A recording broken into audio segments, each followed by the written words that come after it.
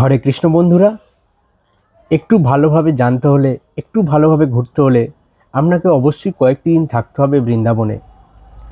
কিন্তু এই বৃন্দাবন ভ্রমণ করাকালীন আপনাকে কয়েকটি বিষয়ে সাবধানতা অবলম্বন করতেও হবে।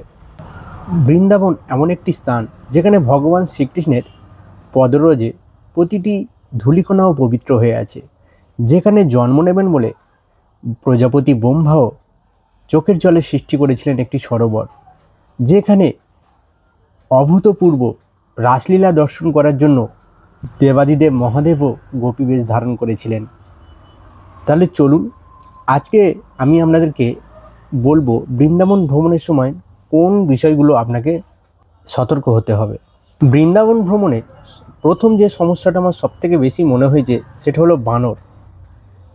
এখানে প্রতিটা মন্দিরে, প্রতিটা স্থানে আপনারা দলে দলে এদেরকে দেখতে পাবেন। আর এরা আপনার হাতে যা কিছুই থাকুক না কেন, সে খাবার থাক, মোবাইল থাক, চশমা থাক, মাথায় টুপি থাক, সব কিছুই তারা কেড়ে নেওয়ার চেষ্টা করবে। তার কারণ এরা হয়তো শিখে গেছে মানুষের কোনো জিনিস নিয়ে নিলে তার পরিবর্তে তারা খাবার পাবে। তাই প্রতিটা ক্ষেত্রে আপনাদের সতর্ক থাকতে হবে। তাই প্রথম সতর্কতা অবলম্বন করতে হবে এই বানরদের থেকে।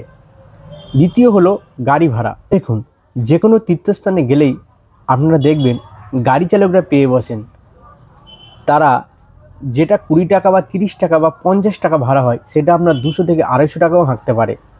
তাই বলছি, মথুরা স্টেশনে পৌঁছে প্রথমেই আপনারা কোনো গাড়ি ভাড়া না করে একটু রাস্তার বাইরের দিকে চলে আসুন।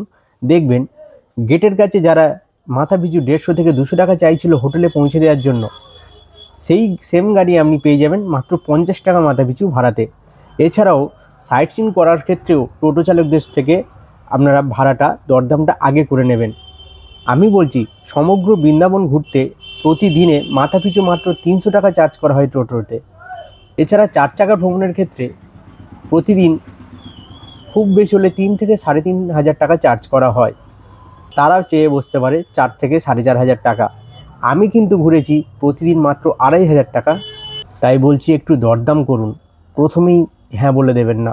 তৃতীয় যেটা হলো গাইডম্যান বা মন্দিরের পান্ডা বা পুরোহিতরা। দেখুন, তীর্থস্থানে গেলে প্রতিটা মন্দিরে আমরা ডোনেশান, কেউ কিছু মনের মতো করে, যে যার মানসিক ব্যাপার, এটা করতেই পারে, তাতে কারোর কোনো কিছু বলার থাকে না। কিন্তু আমি মথুরা বৃন্দাবন ভ্রমণে দেখেছি কয়েকটি স্থানে এই গাইডম্যানরা আপনাদেরকে সেই সব জায়গায় নিয়ে যাবে বা সেই সব মন্দিরে সেই সব পুরোহিতদের কাছে নিয়ে যাবে যাদের আগে থেকে তাদের সাথে সেটিংস করা থাকে। ব্যাপারটা কি হয়, তারা আপনাদেরকে মানসিকভাবে চাপ সৃষ্টি করবে ডোনেশন করার ক্ষেত্রে। এটা গোকুলের নন্দভবনে হয়েছে, এটা নন্দগাঁও নন্দমহলেও হয়েছে। তাই আমি বলছি, পান্ডাদের কথাতে অতিরিক্ত ডোনেশন করার জন্য রাজি হবেন না।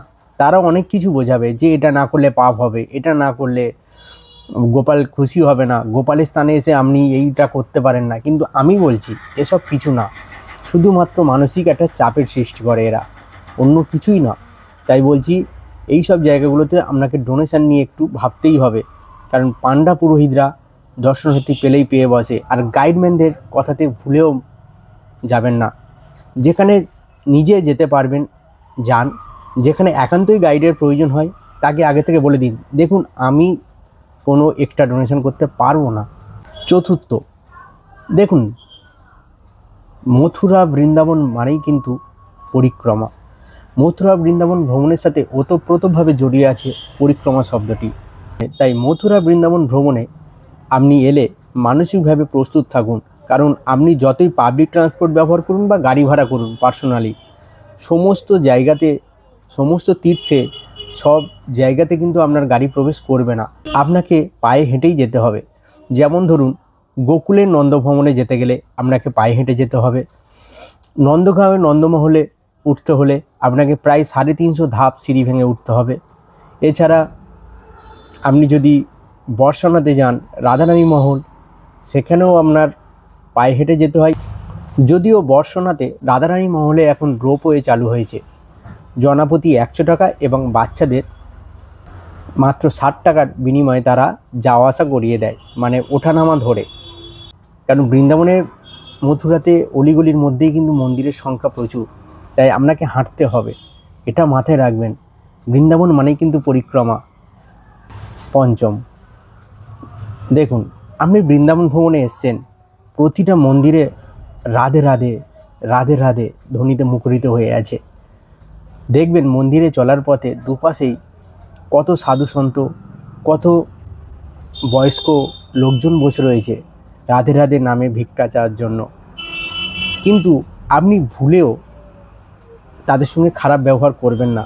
দেখুন, হতে পারে তারা হিন্দি কথা বলছে, কিন্তু আমি নিজেও দেখেছি তাদের মধ্যে অনেক অনেক বাঙালি বসবাস করেন। তারা ওখানে থাকতে থাকতে হিন্দি ভাষা রপ্ত করে নিয়েছে, তাই খুব কোনো রকম বাজে কথা তাদেরকে বলতে যাবেন না, তারা কিন্তু সব কিছুই বোঝেন। আর দ্বিতীয় কথা, কোথাও গেলে বাজে কথা বা বাজে ব্যবহার কারোর সাথে না করাই উচিত, এটাই মাথায় রাখবেন। এবং শেষ যে কারণটি হলো, যে কারণে আপনাদেরকে সাবধানে থাকতে হবে, দেখুন বৃন্দাবনে প্রাণী হত্যা কিন্তু নিষিদ্ধ। কারণ বৃন্দাবনে তারা কিন্তু কোনো প্রাণী হত্যা করতে দেয় না। এটা ভগবান শ্রীকৃষ্ণের ভূমি, এখানে সবাই নির্বিঘ্নে ঘুরে বেড়ায়। তাই দেখবেন আপনি রমণরেতি মন্দিরের কাছে গেলেও, বা আপনি যখন বর্ষণার পথে যাবেন, দেখবেন রাস্তাতে কত হরিণ দাঁড়িয়ে রয়েছে। আবার রমণরেতি মন্দিরের কাছে আপনি দেখবেন হরিণ আপনার কাছ থেকে খাবার খেয়ে যাচ্ছে। এছাড়া ময়ূরের সংখ্যা তো অসংখ্য, দেখবেন মাঠে সারি সারি ময়ূর বসে রয়েছে, অথচ পাশে চাষিরা চাষ করছে, তাদের বিন্দুমাত্র ভয় নেই, কারণ তারা জানে বৃন্দাবনে কেউ তাদেরকে হত্যা করবে না। তাই আপনারাও কিন্তু এই কয়েকটি বিষয় থেকে দূরে থাকবেন। বৃন্দাবন ভগবান শ্রীকৃষ্ণের স্থান হলেও এখানে অন্যায় করলে কিন্তু শাস্তি তাকেও পেতে হয়েছে। তাই আপনাদের কাছে একটি অনুরোধ, বৃন্দাবন থেকে কোনো কিছু জিনিস নেওয়ার চেষ্টা করবেন না, সে মাটি হোক বা কোনো কিছুই। আপনি রমণরেতি বা গোকুল বা নন্দগাঁও থেকে নিন, বৃন্দাবন থেকে কোনো কিছুই নেবেন না, নিধিবনেও থেকেও কিছু নেবেন না। এর অন্য অনেক কারণ আছে। যদি এই ভিডিওটা খুবই তথ্যবহুল মনে হয় এবং আপনার একটু হলেও সাহায্য করে, তাহলে অবশ্যই একটি লাইক করে দেবেন।